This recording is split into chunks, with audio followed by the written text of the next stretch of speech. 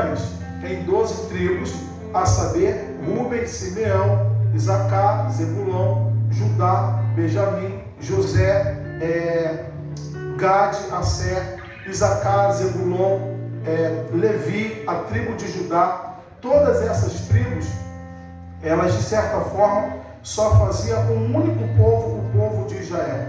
Eles então agora começam uma divisão por causa de entendimento, por causa de briga de terra, e a Bíblia diz que eles se dividem em duas terras: Israel, reino do norte, e Judá, reino do sul. E aí os reis começam agora a ter um entendimento de como eles deveriam reger aquele povo. A Bíblia diz bem claro que quando o rei acertava, o povo acertava diante de Deus. Mas quando o rei errava, o povo também errava por causa do seu rei. A Bíblia é bem clara em dizer que os reis do reino do sul se mantiveram um pouquinho mais fiéis há mais tempo do que os do reino do norte. Mas Israel foi dividido. E nessa divisão, o capítulo de número 17 já vai mostrar um período muito caótico no povo de Israel. Olha para cá, preste atenção aqui. O povo de Israel estava vivendo um dos piores períodos da sua história. Era um período que eles ainda não tinham ido para o cativeiro, mas já tinham se totalmente afastado do Senhor. Vou repetir isso aqui. Israel estava passando um problema, um momento tão caótico, porque eles estavam se esquecendo do Senhor. Israel se afastou tanto de Deus que permitiu a idolatria. Israel se afastou tanto de Deus que permitiu o adultério espiritual. Eu não conheço um crente que se não permanecer debaixo da vontade de Deus, ele consegue permanecer fiel a Deus. A gente testemunha de muitas pessoas que pregaram há algum tempo atrás, cantavam, buscaram a Deus com toda a sua força, mas hoje estão, de certa forma, na apostasia, desviados. Não falo isso com prazer e nem querendo apontar, porque a Bíblia diz que quem está de pé deve vigiar também para que não caia. Mas é bem verdade que todas as vezes que alguém se desvia de Deus, a Bíblia diz que ele vai entrando por um abismo, e um abismo vai puxando outro abismo.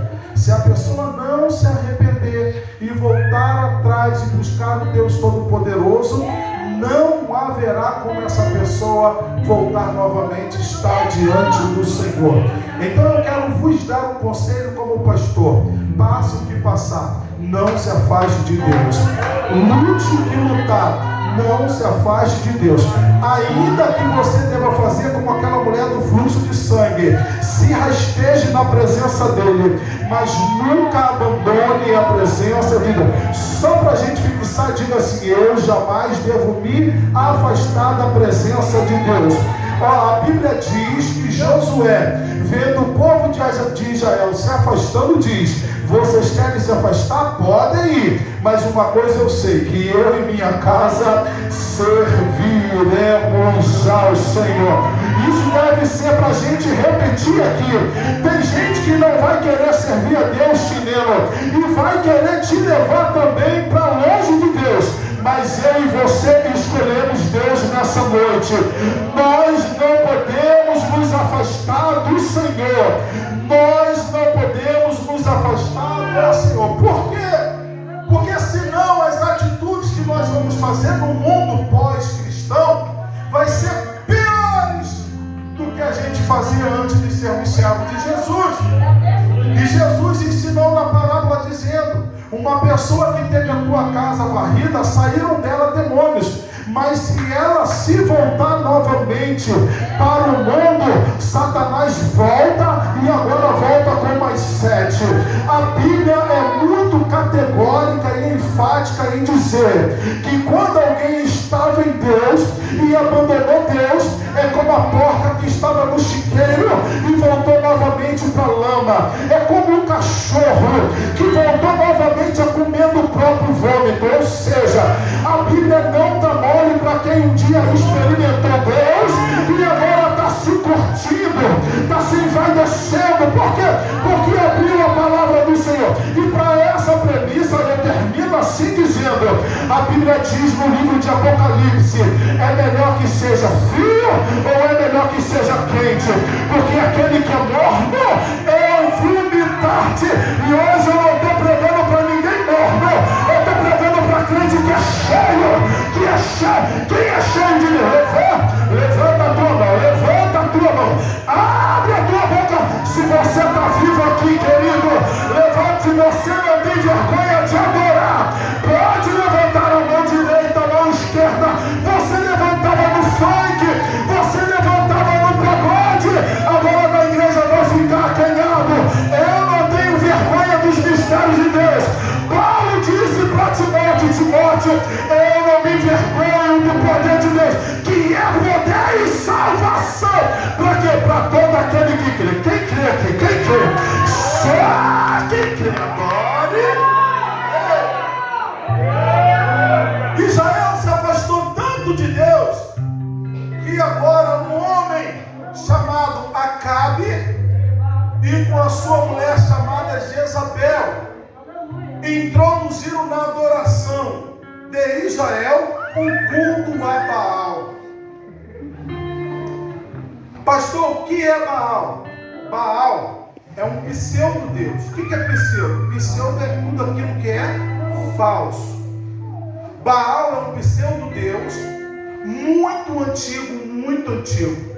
Ele já era conhecido ainda em Canaã, na Fenícia, ainda lá no tempo da Mesopotâmia, em Ur dos Caldeus. Baal já era conhecido e de certa forma foi um calo, foi um espinho no povo de Deus. Como que era a representação de Baal? Eu vou te dizer, Baal era representado com um homem, com o corpo de um homem, era um ser híbrido. Ele tinha corpo de homem, mas a sua face era de touro e tinha chifre de touro. E na sua mão Baal segurava um raio. Baal segurava um raio. Por que essas representações, pastor? Primeiro, o rosto de touro e também o chifre representa poder, força da natureza. Nós sabemos que Jesus também, numa das suas 4 fases que o querubim tem, uma é águia, uma é homem, uma é leão e a outra também é touro. O touro representa na antiga aliança o animal de carga, poderio. Então quem fez Baal deixou de propósito parecer que Baal também tinha toda a autoridade, todo o poder para as pessoas adorarem. O raio na mão de Baal significava que Baal tinha poder sobre a natureza. Olha só que coisa interessante. Ele fazia chover quando ele quisesse, ele trazia nuvem quando ele desejasse, as tempestades eram ele que trazia. Então ele, segurando o raio, iriam demonstrar para os seus fiéis que ele também tinha todo o poder. Mas o que eu louvo a Deus e glorifico ao Senhor, que o profeta Isaías vai dizer que o nosso Deus não é representado por nada. E quem tem fé nele nem precisa olhar nada para crer que ele existe. Por quê? Porque o Deus deles, eles têm mãos, mas não pode abraçar ninguém. Ei, lá abaixo, lá vai o recado para o inferno. O Deus deles tem olhos, mas nunca pode enxergar. O Deus dele tem até corpo, mas não pode se movimentar. O nosso não. O nosso Paulo vai dizer para Timóteo que ele é invisível, mas ele é real. E ele pode abraçar, ele pode ver, ele está contigo em todos os lugares. Só quem acredita começa a esboçar alguma coisa aí. Se você crê na palavra que Jesus, quando foi para o céu, disse: eis que eu estarei contigo, estarei contigo, estarei contigo, estarei contigo. Até quando? Até a consumação dos séculos. Ele está conosco. Eu não preciso enxergar Deus no culto para saber que ele se faz presente. O meu corpo já deu os sinais, já ficamos arrepiados, já sentimos a presença. Esse é o nosso. Quem pode dar glória? Quem pode dar glória? Cadê você da glória na igreja? Cadê você? Se você acha que Deus merece glória e aleluia, meu irmão, levanta a tua mão direita, levanta a esquerda e diga: porque dele, por ele e para ele são todas as...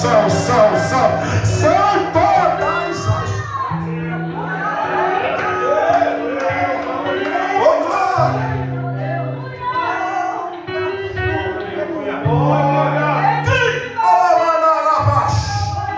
Enquanto eu prego, Deus está curando.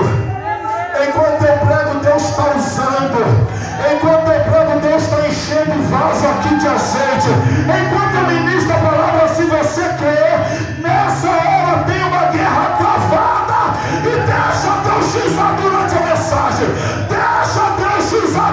Pode falar língua estranha. Pode falar mistério. Pode adorar a Deus. Porque aqui é igreja, é igreja, é igreja, é igreja, é igreja. Igreja é lugar de dar glória a Deus e aleluia.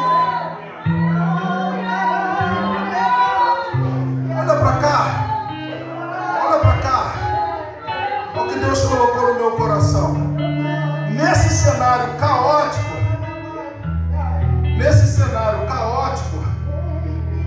Deus, Ele vai se manifestar por meio de um homem. Por quê? Porque Deus não se rebaixa para lutar com Deus, que é vaidade, que é pensamento de homens. Como que Deus vai lutar com Baal se Baal não existe? Quem me entendeu, diga amém. Então, quando tem uma batalha para ser travada, Deus muitas das vezes vai usar quem? O improvável. Deus vai usar quem? Aquele que parece que ninguém conhece. Elias é esse tipo de homem. Elias, a Bíblia não dá vontade de explicar se ele era filho de sacerdote, se o pai dele é pastor, se a mãe dele era missionária, se alguém da família tinha visão de raio-x. A Bíblia não está preocupada com isso, mas a Bíblia nos dá condições e entendimento de ver que Elias era um homem que amava Deus. E o tema dessa mensagem é: Deus mandou eu perguntar para a igreja: o que é que vocês querem? A providência de Deus ou Deus da provir? Eu vou repetir aqui: o que é que vocês querem? Apenas a providência de Deus ou Deus da providência? Eu escolho a segunda parte, querido. Por quê? Porque se Deus me der a minha providência, mas não for na minha vida, de que adianta? De que vale? Mas se Deus for o Deus da minha vida, a provisão vai chegar. E eu profetizo. Eu quero profetizar aí. Se tiver alguém que ainda tem fé nessa noite, levanta a tua mão, porque eu quero profetizar da parte do Senhor para a tua vida. Ele vai se converter, ela vai se converter, o trabalho vai chegar, a porta vai se abrir, você vai ser batizado em língua estranha, o teu ministério vai florescer.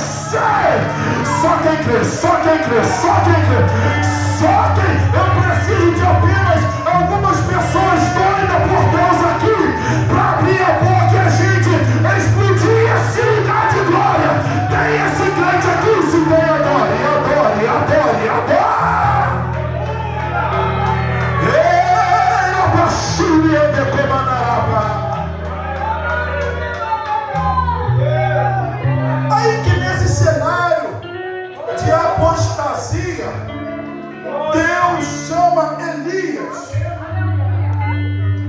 Escuta bem isso, olha só isso. No verso 1: então Elias, o tisbita, que era dos moradores de Gileade, disse a Acabe. O que mais eu acho lindo, que ainda há profetas que afrontam aqueles que querem fazer do Evangelho a sua prioridade.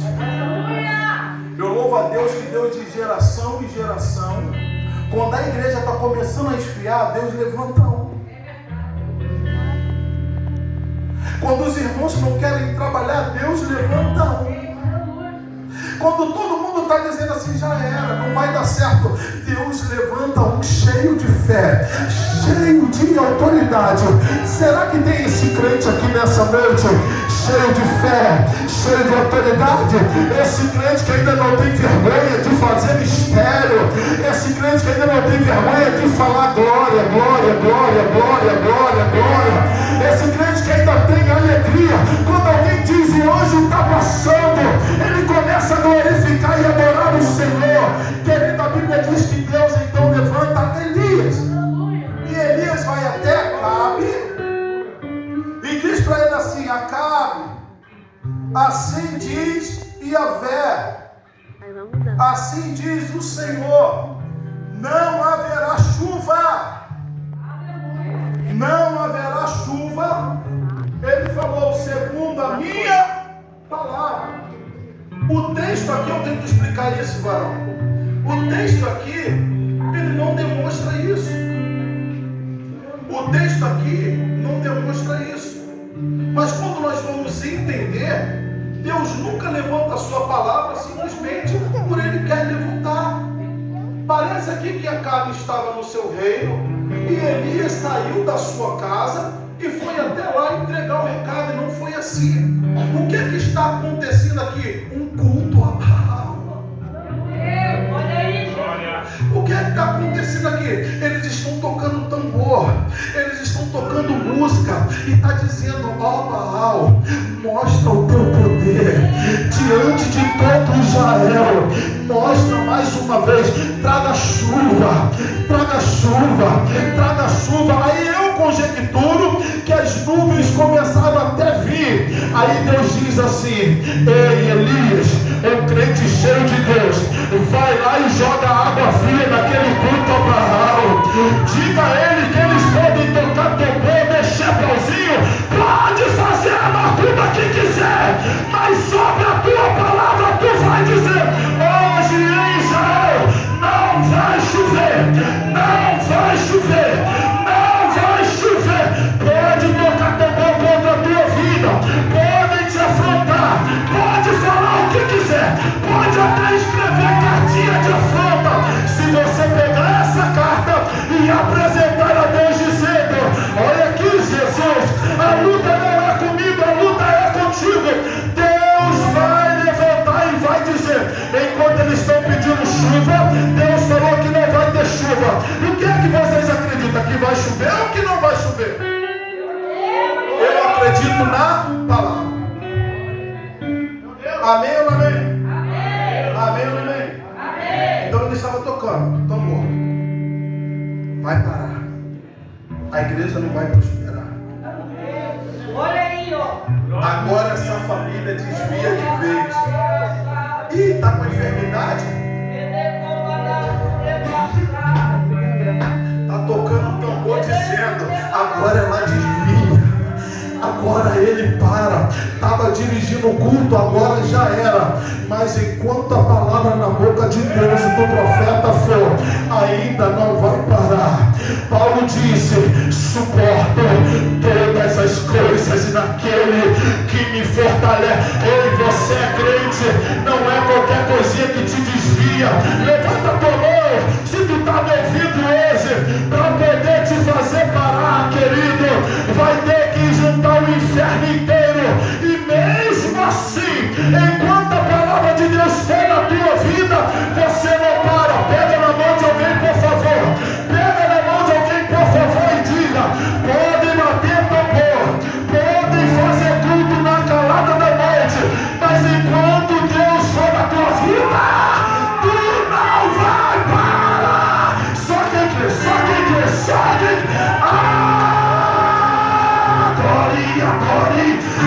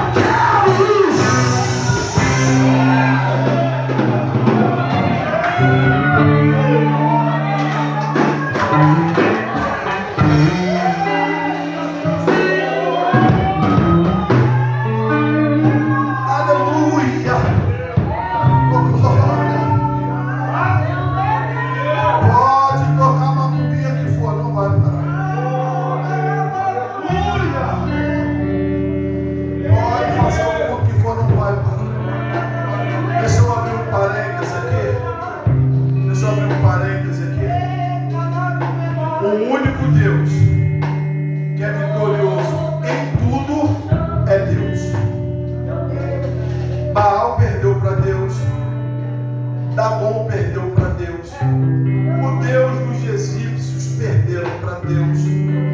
O único que está invicto até hoje. É demais forte, né? E que vai continuar. Jesus Cristo disse assim, ó: ei, não tendes medo, eu venci o mundo. É um recadinho dizendo para você assim, ó: que coisa linda, se eu venci, você também está garantido para vencer. Quando você pensar que não vai ser arrebatado, lembra das palavras do maior, o maior pregador, o maior cantor, o homem mais lindo, o homem mais cheiroso, o homem mais perfumado, o homem mais maravilhoso que eu conheço. E só quem concorda comigo, o nome dele é Jesus.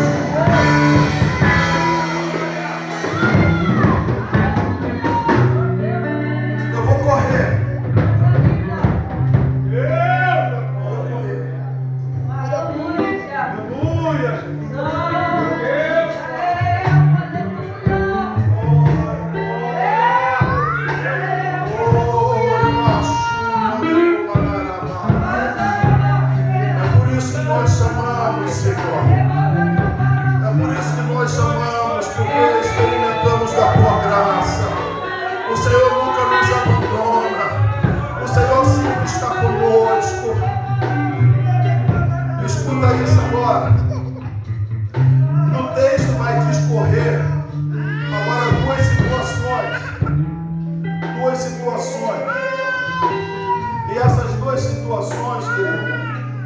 Ela vai dar na parte que fala de Deus mandar Elias ir para o Querite, e a segunda, Deus manda ele para Sarepta. A primeira parte, Elias tinha provisão e prosperidade, porque ele disse: Elias, levanta, se esconde em Querite, e já dei ordem para que os corvos te sustentem. Você comerá pão pela... Já o segundo cenário já é um cenário complicado. Por quê? Porque Elias não está passando, mas a mulher viúva de Sarepta está passando pela escassez. Só que o que Deus colocou no meu coração, que dois tempos, meu amado, dois tempos como escassez e prosperidade, tempo de escassez e tempo de prosperidade, ela não atinge a Deus. Ela não está no nível de Deus. Ela está no nosso nível. Quem consegue experimentar tempo de prosperidade ou tempo de escassez é um homem. Deus não. Deus, ele é maior do que Baal. Por quê? Porque ele mostra a sua soberania no tempo da prosperidade, mas ele também mostra a sua soberania no tempo da escassez. Olha só, por algum tempo eu lia esse texto de Elias chegando e dizendo para a mulher: ó, faz um bolo para mim. Eu achava que ele era um profeta insensível. Porque imagina você chegar na casa de alguém e falar assim: o que tu tem para comer aí? Aí a pessoa fala assim: cara, eu não tenho nada, eu só tenho um pouquinho aqui, mas é para mim, meu filho, porque é a última refeição. Aí eu viro para a irmã e falo assim: então, ou para o irmão, então faz para mim, tá bom? Faz para mim e depois a gente vê. Só que tanto a mulher estava ligada a quem era Elias, e quando você está ligado que no altar há profeta liberando a palavra, só recebe quem também está ligado. Só que a Bíblia diz, quando você chegar em casa, dá uma papirada, uma folheada alguns versos antes, que a gente vai ver que Deus falou para Elias o seguinte: Elias, você vai para Queriate, lá no Querite, e lá os corvos vão te sustentar. A Bíblia diz que agora Elias não profetizou que não haveria chuva, o rio secou, então ele não tinha mais como ficar ali. Deus disse a ele então assim: então agora levanta, vai para Sarepta, porque uma viúva vai te sustentar. Olha como é que Deus é poderoso. Deus chama o profeta para ser sustentado por uma viúva, e a gente sabe que a situação de uma mulher viúva em Israel naquele tempo era precária, mas Deus, quando ele une pessoas com um único propósito, tanto quem vai ser abençoado também está disponível a abençoar. Quando Deus estava mandando o profeta a ir para lá, ele não estava dizendo somente que iria abençoar Elias, mas que a mulher iria experimentar no tempo da escassez a prosperidade de Deus. Aí eu entendi Elias. Quando ele chega lá e diz: mulher, o que tu tem? Ah, eu tenho só um pouquinho aqui, e é para mim, meu filho, depois tu vai morrer. Aí Elias fala assim: não faz para você nem teu filho não, faz primeiro para mim. Quando Elias fala faz primeiro para mim, ele está dizendo assim: Deus falou que ele ia me sustentar. Então, se essa mulher vai me dar a última porção que ela tem, Deus vai providenciar na vida dela, porque eu estou comendo aquilo que ela tem. Se ela está oferecendo em primeiro lugar a Deus, se prepare, querido.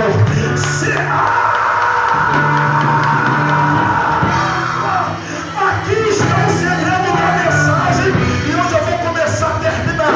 Aprenda a dar a Deus as primeiras coisas. Aprenda a dar a Deus o primeiro lugar. Aprenda a dar a Deus a honra, a glória, o louvor, o domínio de geração em geração. A glória dele só quem crê.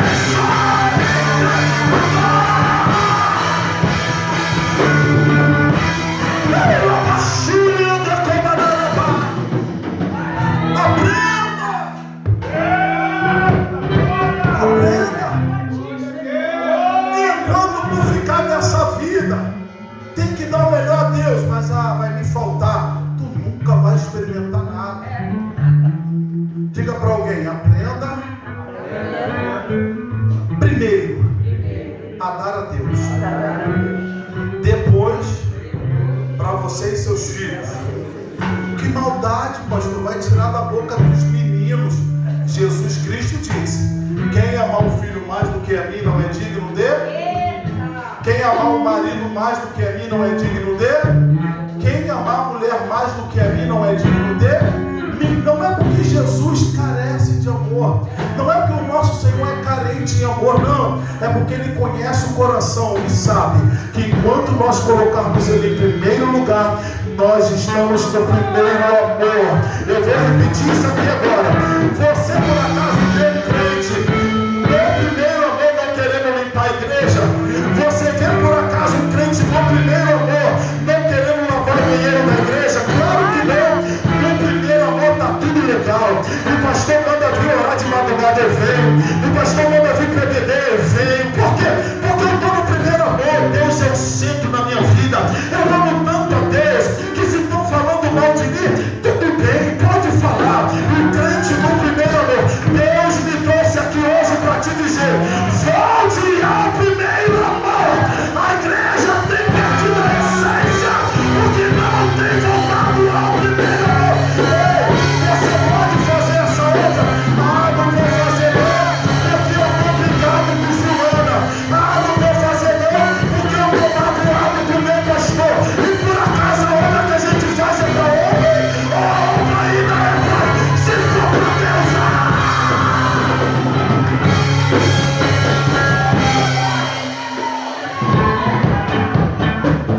se a obra que você faz é para homem, fica quieto. Mas se a obra que você faz é para Deus, então rasga glória entre o Senhor nessa noite. Deus manda te dizer: primeiro amor. Querido, por favor, por gentileza, olha para alguém aí. Olha, agora é sério, olha para alguém aí. Olha para ele. Se ele ficar tipo dando uma de caolha espiritual, olhando para lá, para cá, chama ele e diga assim: chama ele e diga assim: tu ainda está no primeiro amor, ou o primeiro amor já passou? Tu já está no primeiro amor, ou o primeiro amor passou? Vou falar isso aqui. Qual é a característica que já passou o primeiro amor? É aquele crente chato, reclama de tudo, meu irmão, não quer fazer nada, acha que ele é a última bolacha do pacote e que ele é a última coca do... Eu vou dar um recado aqui: se você não quiser fazer, Deus vai fazer alguém.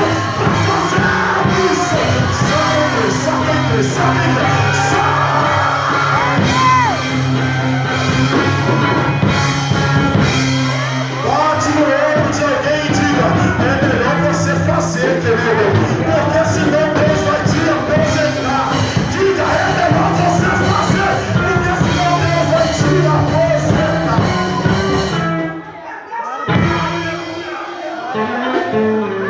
Eu só quero me aposentar quando chegar o fim da minha caminhada. Eu vou parar.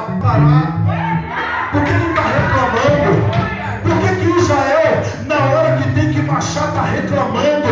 Ei, Moisés, por que o povo parou para reclamar na hora que tem que marchar? Murmurador, não vê céu se abrir, não vê codorna vindo do mar, não vê maná, não vê fogo do céu, não vê mistério.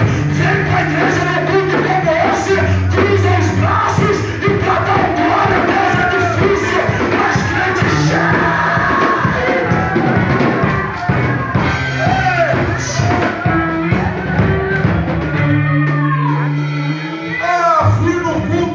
O culto estava tão chato, claro, porque você é chato e ainda não percebeu isso.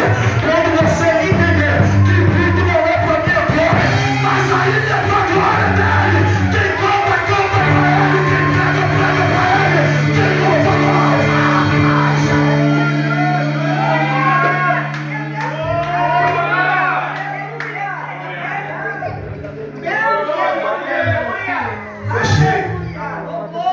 Fechei. Amém ou não amém? Amém ou não amém? Então aprende aqui e eu vou terminar. Quando Elias diz primeiro para mim, ele está querendo dizer porque ele é supremo, não. É porque ele está debaixo da palavra e autorização de Deus. Então lá vai. Quando oferecemos a Deus em primeiro lugar, entre aspas, é um significado de questão de prioridade. Então, quando eu ofereço a Deus em primeiro lugar, eu faço questão da prioridade. Tem gente que não prioriza Deus. Chega no culto tarde.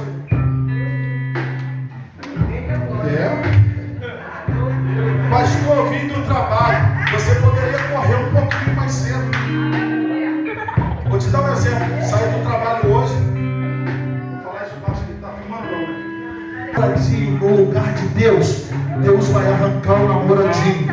Se tu colocar o marido no lugar de Deus, Deus vai tirar o teu marido. Se tu colocar a namoradinha no lugar de Deus, Deus vai arrancar a namoradinha. Por quê? Porque ele é ruim, não. Porque ele não divide a glória dele com ninguém. É a glória dele, a glória não vai dividir.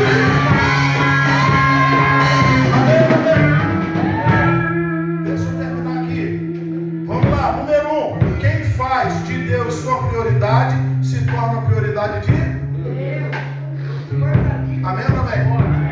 Quando você falar Deus em primeiro lugar, Deus lá no céu vai dizer você também em primeiro lugar. Aleluia! Segundo, aquilo que você oferta a Deus não é nada comparado com aquilo que Deus pode ofertar na sua vida. Não é nada comparado. A proporção de Deus é 1 a 100. Se tu dá dinheiro para a obra, Deus vai te retribuir. Se tu dá teu tempo para a obra, Deus vai te retribuir. Com Deus não existe essa proporção de perder. Com Deus nós só ganhamos. Quanto mais eu oro, mais cheio da santidade eu fico. Quanto mais eu leio a Bíblia, mais pregador eu me torno. Quanto mais eu me aproximo dele, mais distante do mundo eu fico. Então de quem que buscar? E terceiro, quem prioriza Deus recebe a sua providência. E a providência de Deus é completa. Amém? Eu coloquei aqui mais 3 coisas, mas vou terminar, não vou pregar mais. Se quiser, me convida para eu terminar essa mensagem. Então a providência de Deus é completa. Quem quiser ouvir, convida que eu volto aqui. Nesse ponto. Tá fumando aí, filha? Para você ver? Como que a provisão de Deus é completa? Porque tem gente que fica achando que é só comida. É só precisa de comida. É só comida. Não. A provisão de Deus é completa.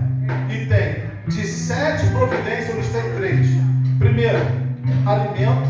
Segundo, livramento. E terceiro, direção. Amém?